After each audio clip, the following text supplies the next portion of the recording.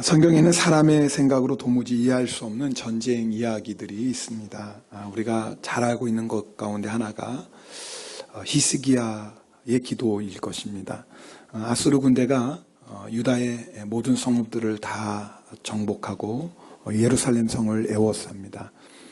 18만에 5천 명의 군사입니다. 인간적으로 보면 이제 예루살렘은 소망이 없습니다. 그런데 그 밤에 놀라운 일이 일어납니다. 히스기야가 하나님 앞에 간절히 기도합니다. 그리고 하나님께서 히스기야의 기도를 들으시고 그 밤에 한 천사를 아수르 군대의 진영에 보내십니다. 아침에 일어나 보니까 18만 5천 명이 다 송장이 되어 있었다. 성경은 기록합니다. 뿐만 아니라 그렇게 하나님을 모욕하고 멸시했던 산헤립 왕은 본국으로 돌아가서 자신이 낳은 아들에 의해서 죽임을 당합니다. 놀라운 하나님의 역사입니다. 여러분, 우리는 기도를 통해서 하나님께서 이렇게 역사하셨다라는 이야기를 자주 듣습니다. 성경을 통해서 얼마나 많이 우리가 읽습니까? 그럼에도 불구하고 우리가 신앙생활에 있어서 가장 소홀히 하고 있는 것이 있다면 기도 생활이 아닐까 싶습니다. 우리는 우리가 할 수 있는 일들 중에 하나가 기도라고 생각합니다. 그러나 성경은 우리가 할 수 있는 일들 중에 가장 중요한 일, 우리가 제일 먼저 해야 할 일이 기도라고 말씀합니다. 기도는 여러 가지 중에 하나가 아니에요. 가장 먼저 해야 될 일이고 가장 중요하게 해야 될 일이 기도 생활입니다. 제가 이런 기도에 대한 말씀을 드리면 우리 성도님들 가운데 목사님은 맨날 기도만 하라고 하신다고 이렇게 반응하는 분들이 있습니다. 저는 기도만 하라고 한 적이 없어요. 여러분, 농부가 씨를 뿌리지 않고 어떻게 열매를 거둡니까? 아무것도 심지 않고 기도만 한다고 열매 맺는다라는 건 신앙이 아닙니다. 그건 요행입니다. 아니, 학생이 공부 안 하고 기도하면서 시험 잘 보게 해달라는 게 믿음입니까? 요행이죠.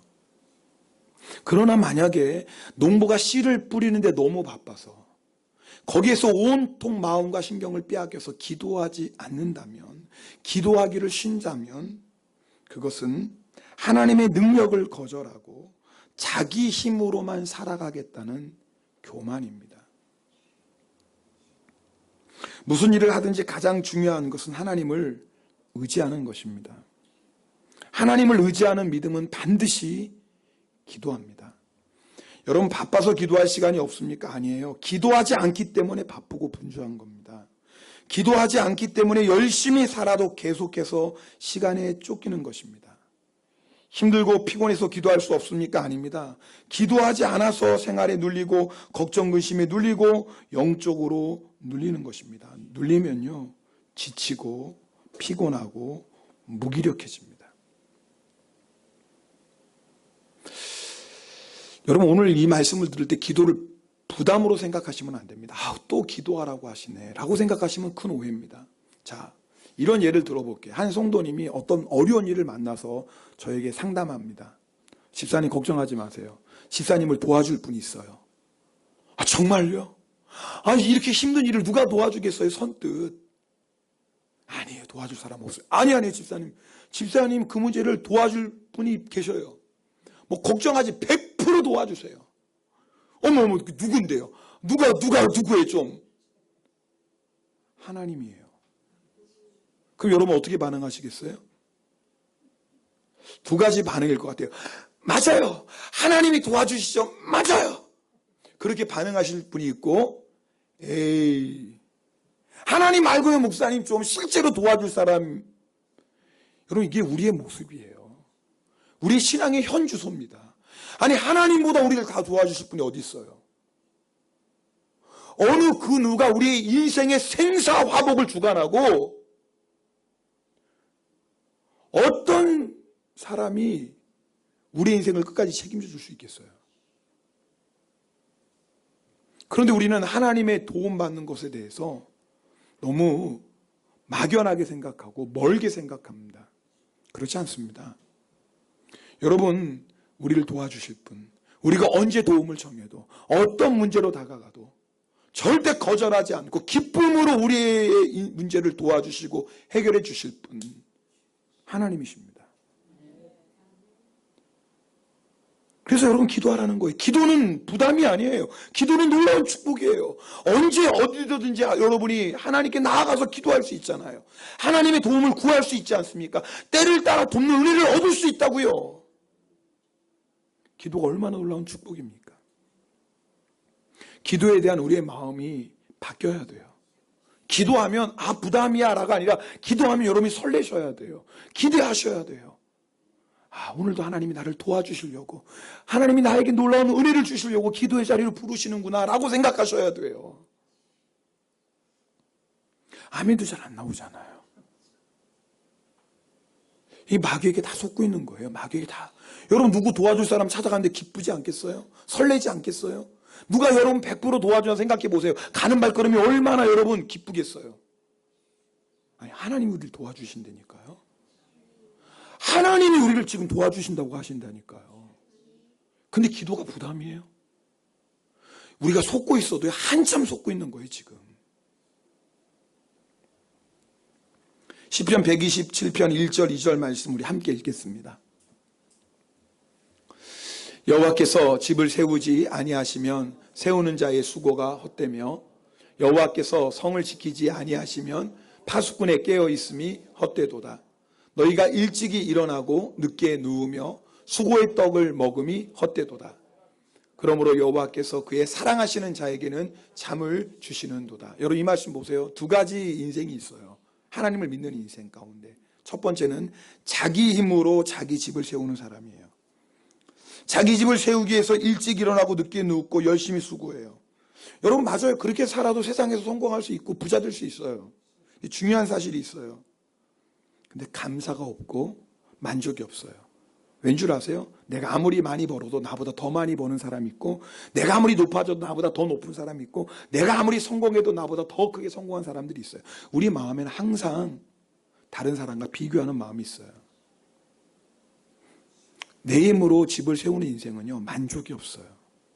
그래서 단잠을 자지 못해요. 자신이 잠든 사이에 라이벌이 앞서간다고 생각하면 잠이 오질 않죠. 자신이 잠든 사이에 다른 사람이 돈을 벌고 있다고 생각하면 잠이 오질 않죠. 겉에서 볼 때는 집을 잘 세우고 있는 것 같은데요, 속을 들여다보면 그렇지가 않아요. 평안도 없고 감사도 없고 만족도 없어요.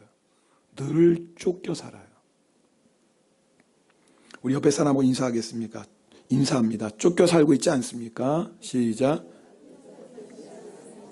앞뒷분하고 또 인사하겠습니다. 쫓겨 살고 있지 않습니까? 네.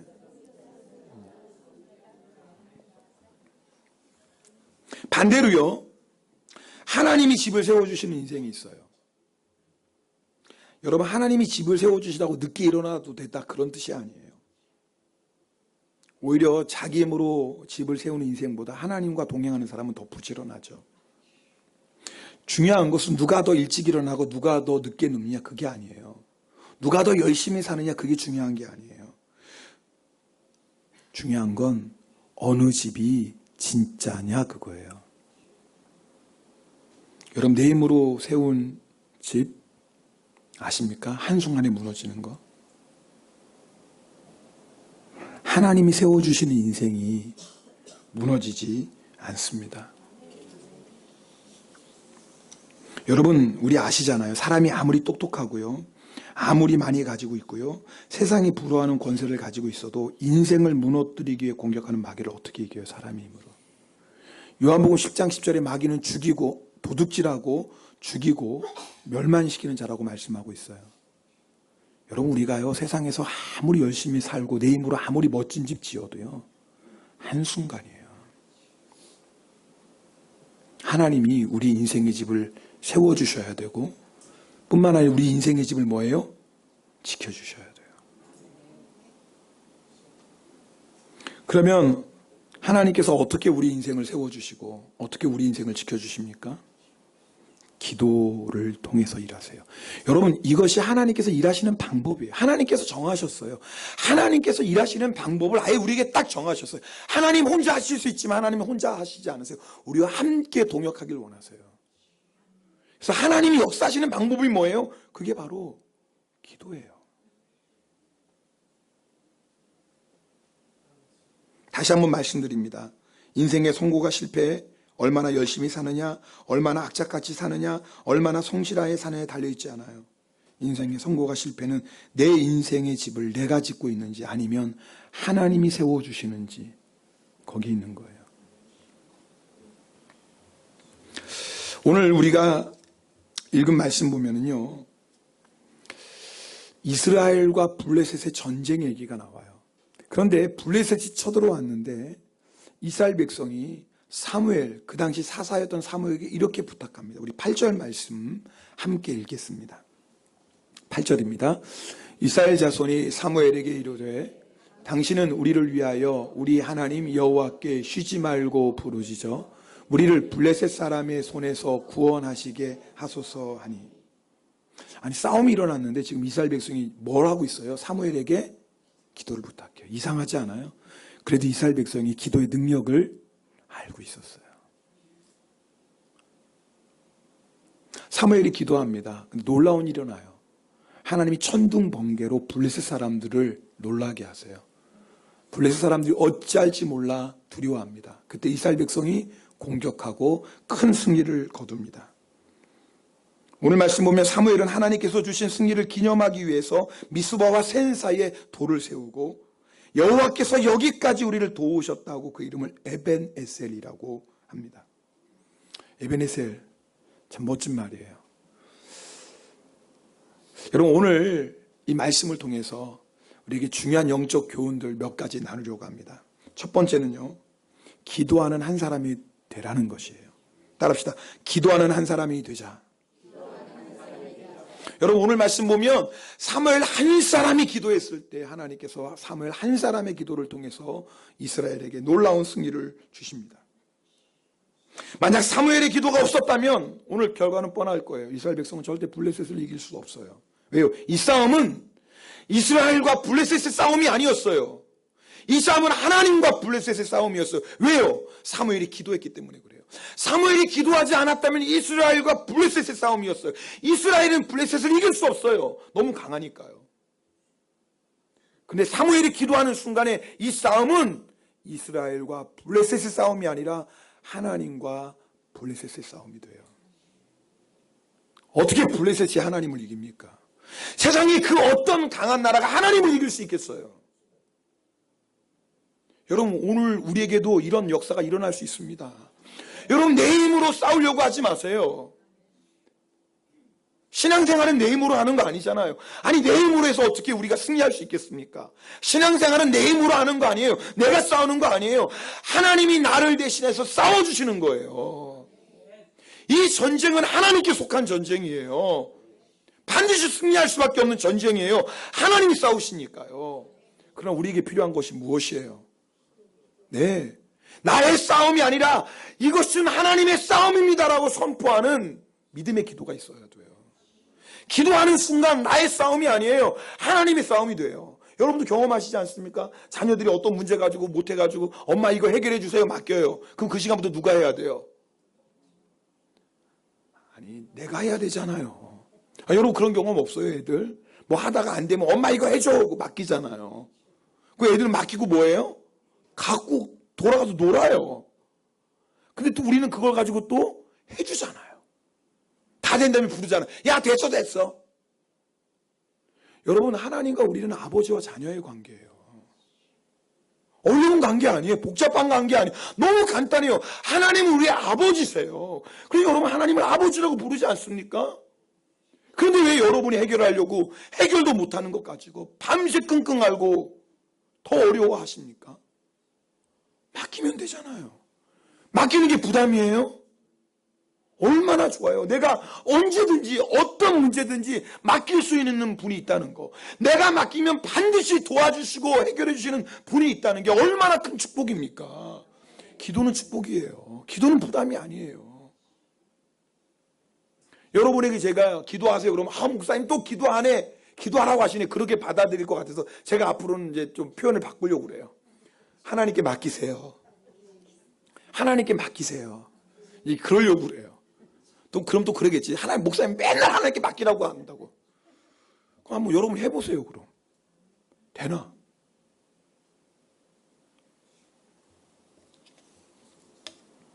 이 세상은요, 악한 사람이 많아서 망하는 게 아니에요.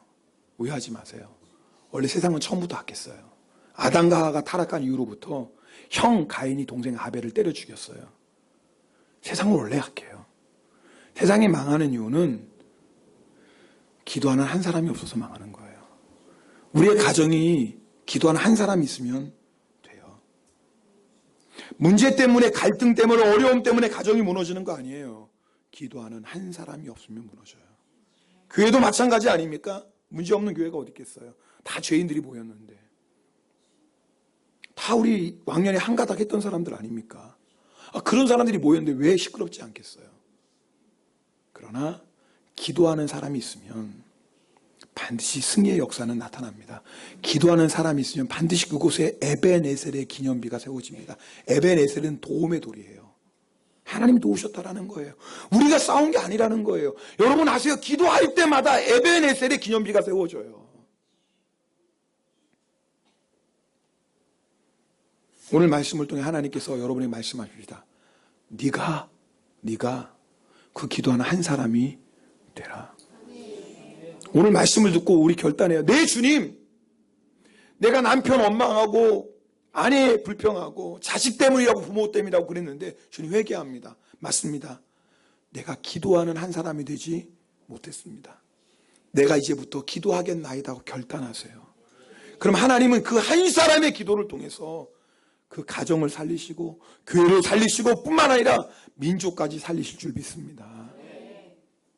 그래서 우리가 일본 땅 위에 기도하는 거 아니에요? 여러분 정말 일본 땅을 위해서 많이 기도해야 돼요.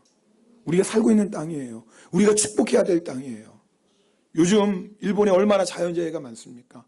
그거 보면 여러분 어떤 생각 들어야 돼요? 일본 땅을 위해 기도하셔야 돼요.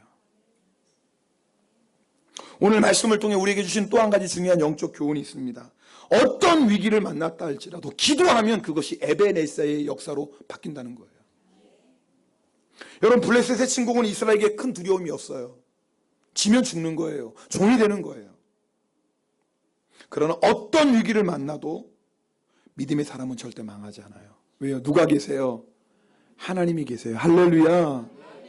하나님이 계세요. 오히려 성도는 그 기도를 통해서 위기를 축복으로 만드는 하나님의 손길을 체험합니다.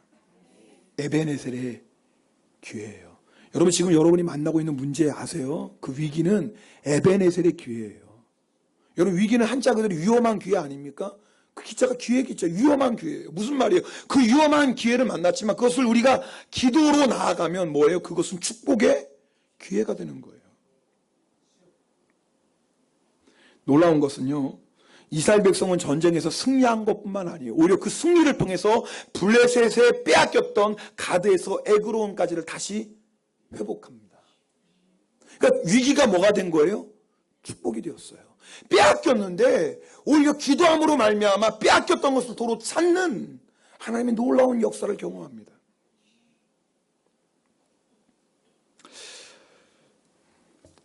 근데 우리 신앙생활의 문제가 뭐냐면 아무 문제가 없으면 이 기도하기가 잘 안 된다 그 말이에요. 여러분 우리가 위기를 만날 때 기도하는 거 참 중요합니다. 그럼 맨날 위기 속에서 살아야 돼요? 아니잖아요. 그래서요 우리가 위기 가운데 있을 때든지 평안할 때든지 우리가 아플 때든지 건강할 때든지 우리가 공부할 때든지 형통할 때든지 항상 기도하는 게 너무너무 중요해요. 여러분 기도가 사라지면 우리가 유혹인지 모르고 유혹에 넘어가고요. 기도가 사라지면 타락인지 모르고 타락해요. 그래서 우리로 하여금 기도의 줄을 놓지 않도록 계속 주님 앞에 나아가는 것이 너무나 중요합니다. 여러분 기도가 훈련이라는 거 잊지 마세요. 기도하고 싶을 때 있어요. 너무 감사하죠. 내 마음이 막 기도하고 싶을 때. 기도하시는 거 어렵지 않겠죠. 근데 기도하기 싫을 때 있습니다. 그래요, 안 그래요? 평소에 이제 기도 안 하시는 분은 뭐 기도하기 싫을 때가 늘 싫으시니까 그런 분은 잘 모르시겠지만 그래도 조금이라도 기도하시는 분은 기도하고 싶을 때가 있고 기도하기 싫을 때가 있어요. 여러분 기도 막 잘 될 때 있죠? 근데 기도 안 될 때 있어요, 없어요? 그죠? 기도 안 하시는 분은 기도 잘 돼가 이것도 없어요. 뭐 워낙 기도 안 하시니까 뭐 기도가 안 되고 이게 없어요. 근데 기도 조금이라 하시는 분은 오늘 기도 잘 되네, 오늘 기도 안 되네, 그럴 때 있어요. 근데 여러분 아셔야 돼요. 기도가 잘 될 때, 기도하고 싶을 때만 기도하는 것이 아니라 기도가 안 될 때도, 기도하기 싫을 때도 기도의 무릎을 꿇어야 돼요. 기도는 의무가 아니에요. 여러분 아세요? 기도는 순종이에요. 내 힘으로 기도하는 거 아니에요. 주의 성령께서 우리로 하여금 기도하게 하세요. 근데 주의 성령께서 우리로 하여금 기도하게 하실 수 있도록, 주의 성령께서 우리로 하여금 기도의 문을 열어주실 수 있도록, 주의 성령께서 우리를 더 깊은 기도로 인도하실 수 있도록 우리가 해야 될 게 한 가지 있어요. 뭐예요? 순종하는 거예요. 기도에 무릎 꿇는 거예요. 기도는 의무가 아니에요. 그래서 기도는 순종이에요. 내 힘으로 기도하는 거 아니에요. 주의 성령께서 기도하게 하시는 거예요. 그러나 주의 성령께서 우리로 하여금 기도하게 하실 수 있도록 우리가 해야 될 일이 있다, 그 말이에요. 기도의 무릎 꿇어야 돼요. 기도하기 싫어도 기도의 무릎 꿇어보세요. 그럼 주의 성령께서 우리의 기도하기 싫은 마음을 바꿔주세요. 이거 경험하셔야 돼요. 기도하기 싫다고 오늘 기도하기 싫어 그냥 갈래, 그 사람은요 성령의 도우심을 절대 경험 못합니다. 근데 기도하기 싫은데도 기도는 의무가 아니라 순종이기 때문에 기도의 무릎을 꿇으면 어떤 일이 일어나는 줄 아세요? 주의 성령께서 우리의 마음을 바꿔가십니다. 기도가 안 되세요? 그래도 기도의 무릎 꿇으셔야 돼요. 기도가 안 돼도 내가 순종하며 기도의 무릎을 꿇으면 주의 성령께서 기도의 문을 열어주십니다. 저는 개인적으로 기도 가운데 기쁜 은혜를 체험할 때가 주로 그런 때예요. 정말 기도하기 싫을 때 있어요. 목사지만 정말 기도가 안 될 때 있어요. 근데 그때에도 기도는 순종이니까 기도의 무릎을 꿇는 거예요. 그럼 어떤 일이 일어나는 줄 아세요? 주의 성령께서 제 마음을 바꿔주시고 주의 성령께서 기도의 영을 부어주시고 그런 날에는요 더 깊은 기도로 인도하세요. 왜요? 제가 순종했으니까. 기도는 훈련이라는 거 잊지 마세요. 순종의 훈련이에요.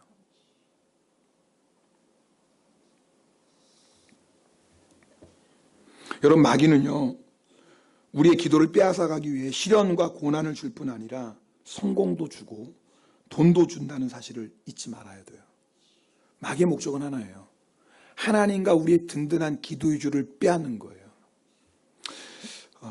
지금은 고인이 되셨지만 오카노 목사님이 이보다 좋은 복이 없다는 책에서 기도에 대한 말씀을 하셨어요. 예전에 여러분하고 소개했던 내용인데 한 번 더 나누고자 합니다.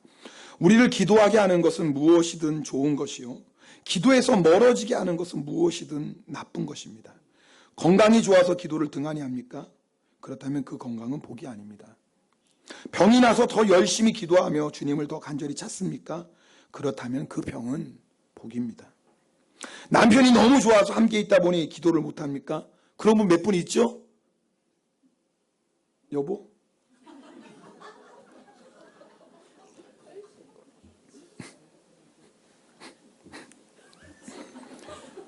죄송합니다. 갑자기 여러분 점심 드셔야 되는데 밥맛이 좀 떨어졌을 것 같기도 합니다. 뭐 사실을 말하는 거니까. 남편이 너무 좋아서 함께 있다 보니 기도를 못합니까? 그렇다면 남편이 있는 것은 복이 아닙니다. 제가 빨리 천국 가야 돼요. 아내를 위해서.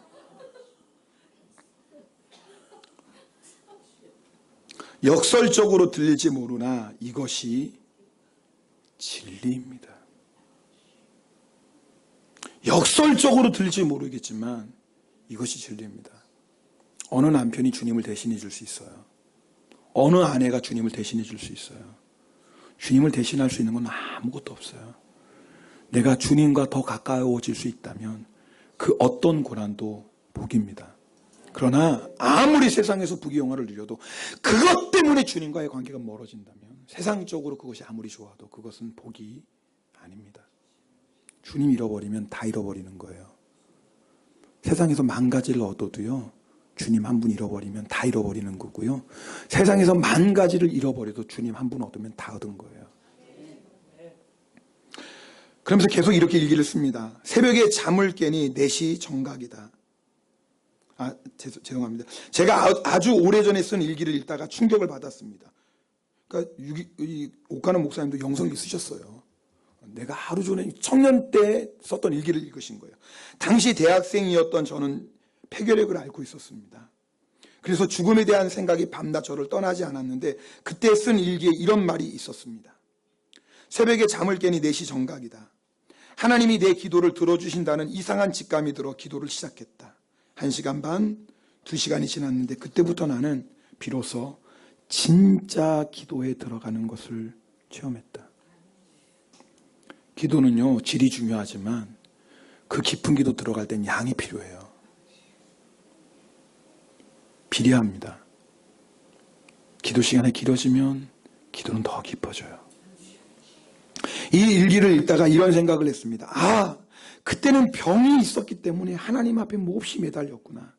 몹시 간절히 기도했던 모양이다. 그러면 그때의 병은 복이구나. 그러나 이제 내가 건강하니까 기도를 등한시한다면 내 건강은 결코 복이 아니로구나. 그러면서 이렇게 결론을 맺습니다. 기도에 게으르면 은혜가 떠납니다.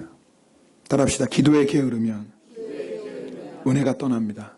혹시 여러분 가운데 나 요즘 왜 은혜 못 받지? 나 요즘 왜 은혜 누리지 못지? 그런 분 있다면 한번 꼭 점검해 보세요. 기도에 게으르면 은혜 떠나요. 기도하지 않고 은혜 받을 수 없어요. 기도의 문이 열려야 은혜의 문도 열려요. 기도에 게으르면 은혜 떠나갑니다.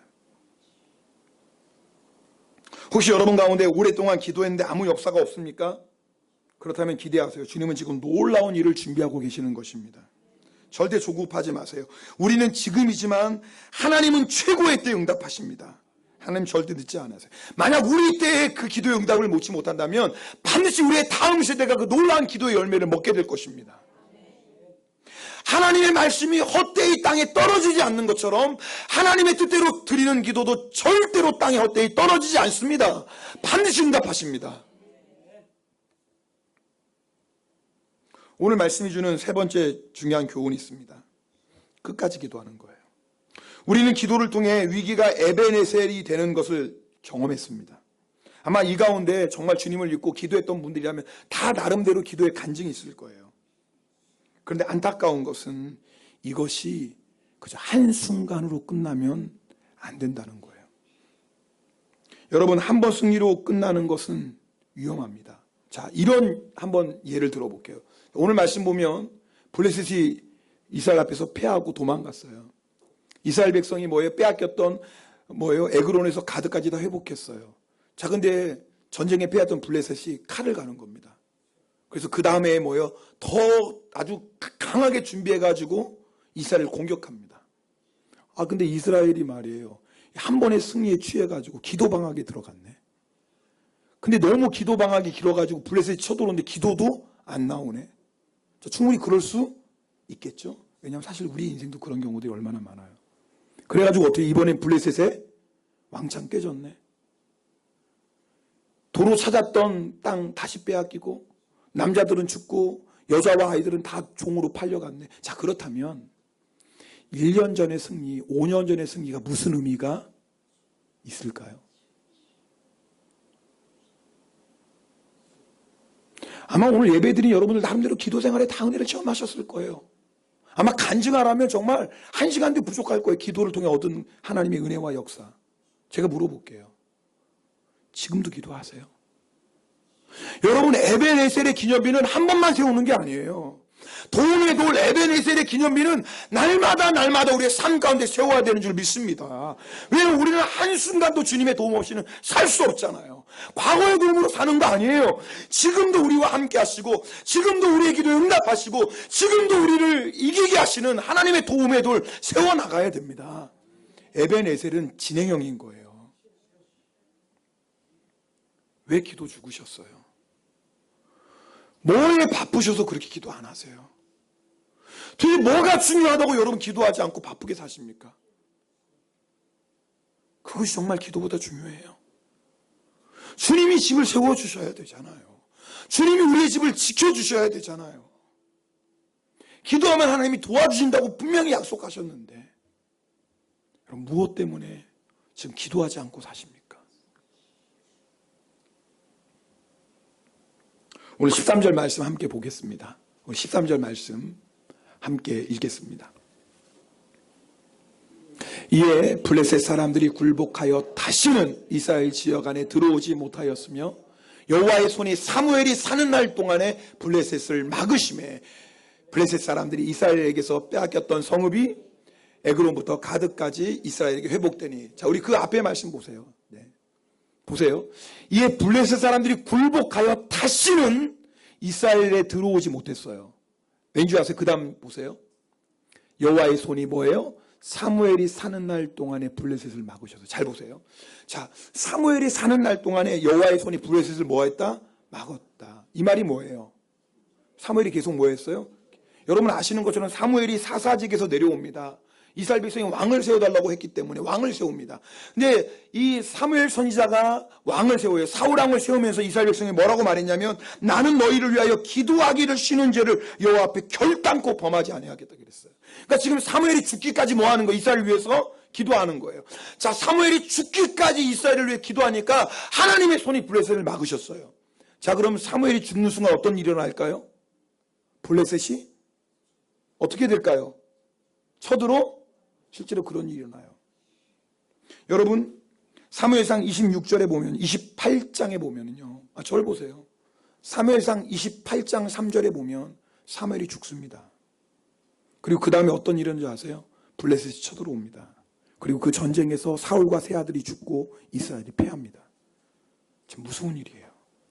사무엘상 28장 3절에 보면 사무엘이 죽고 사무엘의 죽음에 대한 기사가 기록된 그 다음부터 블레셋이 쳐들어왔는데 그 전쟁에서 사울과 세 아들이 죽어요. 여러분, 사울왕이 싸움을 잘해서 블레셋을 계속 이겼던 게 아니에요. 사울왕이 뭐 능력이 있어가지고 블레셋을 계속 물리쳤던 게 아니에요. 사실은 사울왕이 열심히 싸웠지만 그 뒤에 뭐예요? 내가 너희를 위하여 기도 쉬는 죄를 결단코 범하지 않겠다고 말하는 그 사무엘의 기도가 있었어요.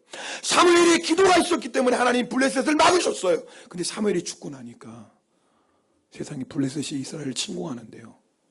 사울과 세 아들이 죽고. 여러분, 오늘 우리 인생에 이런 일이 일어날 수 있어요.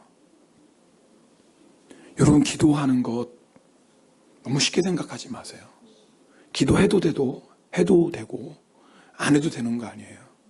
우리가 기도할 때 하나님께서 블레셋을 막아주세요. 여러분이 여러분의 자녀를 위해 기도할 때 하나님이 막아주세요. 세상의 악한 것들로부터.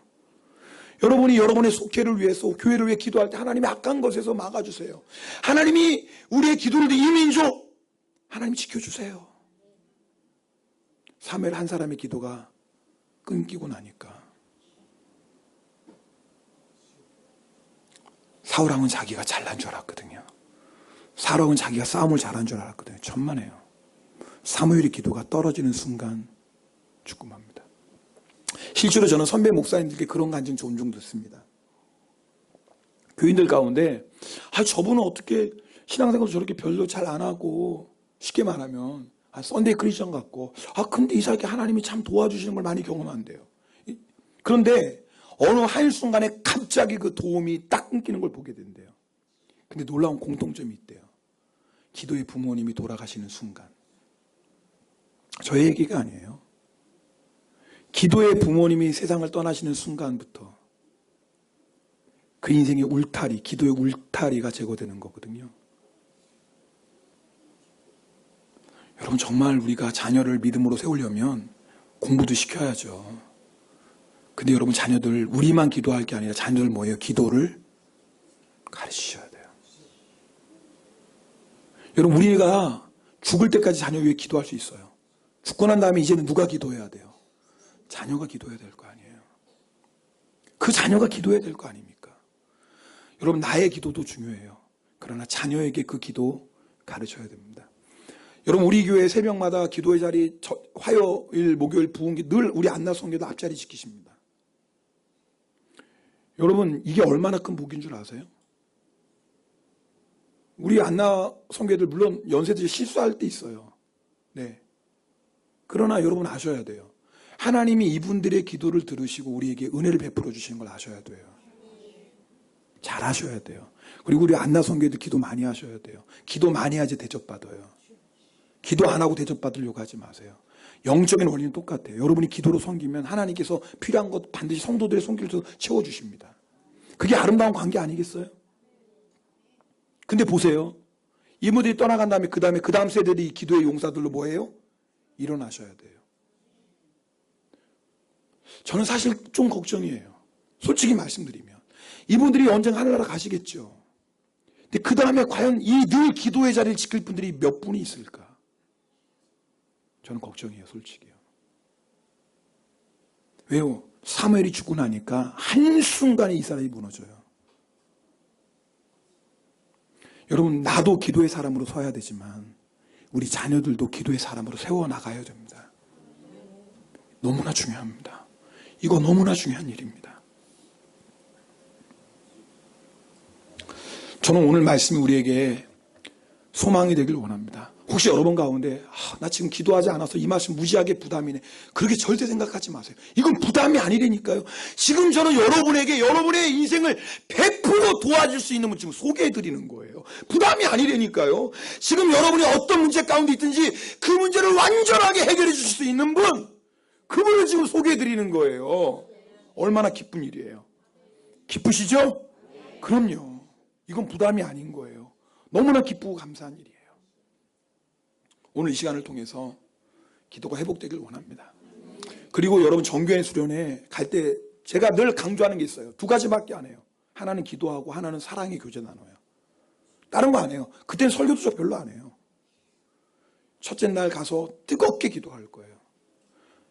여러분 우리 정교회 수련 갈 때 방언 받으신 분들 꽤 돼요. 수련회 자리에 가서.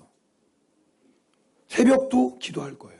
그리고 오전엔 사랑으로 교제할 거예요.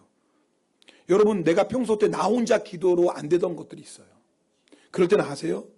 합심하여 기도할 때 놀라운 능력이 일어나요. 사실 우리 금요 성령 집회 때 한 달에 한 번 기도 너무 짧아요. 한 30분 기도하고 끝나잖아요. 여러분 우리 기도원에 가서 한 1시간 이상 뜨겁게 기도해 보세요. 닫혔던 기도의 문이 활짝 열리고요. 은혜의 문이 열릴 줄 믿습니다. 놀라운 하나님의 성령이 역사하십니다. 그걸 놓치지 마세요. 그러니까 지금 수련회 앞에 두고 이런저런 시험거리 있는 거예요. 왜요? 어떻게 해서든지 뭐 수련회 못 가게. 수련회 딱 끝나고 돌아오면 제정신이 돌아와요. 그때는 어머 내가 미쳤지. 왜 안 갔지? 농담이 아닙니다. 농담이 아니에요. 수련회 끝나면 자기 정신이 돌아와요. 그렇게 되어 있다니까요. 그래서 수련회 앞에 가면 난 수련회 가기 싫고 이래서 싫고 막 그래요. 왜요? 그 자리가 어떤 자리 막이나 알거든요. 지금까지 우리 수련회 갔을 때마다 은혜 안 받는 사람 거의 없습니다. 물론 다 받았다고 말할 수는 없겠죠. 뭐. 제가 다 알지는 못하니까. 그러나 많은 분들이 은혜를 받고 주님을 만났습니다. 그런 놀라운 역사가 있으니까 마귀는 어떻게 해서든지 우리를 뭐예요? 그 은혜의 자리로 못 가게 하죠. 우리 이 시간에 찬송하고 함께 기도하는 시간 갖겠습니다. 우리 기도할 수 있는데 왜 걱정하십니까? 여러분 기도할 수 있는데 뭐 걱정하세요? 기도하면 하나님이 우리를 도와주시고 하나님이 역사하시는 우리 이 찬송 정말 간절한 마음으로 함께 부르고 기도하는 시간 갖겠습니다.